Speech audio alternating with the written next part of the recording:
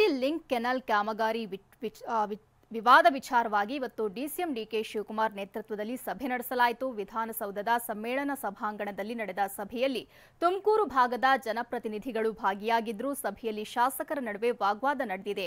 ತುಮಕೂರು ನಾಯಕರ ಮೇಲೆ ಮಾಗಡಿ ಶಾಸಕ ಬಾಲಕೃಷ್ಣ ಮುಗಿಬಿದ್ರು. ಏರು ಧ್ವನಿಯಲ್ಲಿ ಹಿಗ್ಗಾಮುಗ್ಗಾ ತರಾಟೆಗೆ ತೆಗೆದುಕೊಂಡ್ರು. ಈ ವೇಳೆ ತುಮಕೂರು ಗ್ರಾಮಾಂತರ ಶಾಸಕ ಸುರೇಶ್ ಗೌಡ ಮಧ್ಯಪ್ರವೇಶಿಸಿದ್ದು, ನೀರು ಬಿಡಲು ನಮಗೆ ಅಭ್ಯಂತರ ಇಲ್ಲ, ಯಾವ್ಯಾವುದೋ ರೂಟ್ನಲ್ಲಿ ನೀರು ಒಯ್ಯಲು ಹೋದ್ರೆ ಹೇಗೆ ಎಂದು ಅಸಮಾಧಾನ ವ್ಯಕ್ತಪಡಿಸಿದ್ದಾರೆ.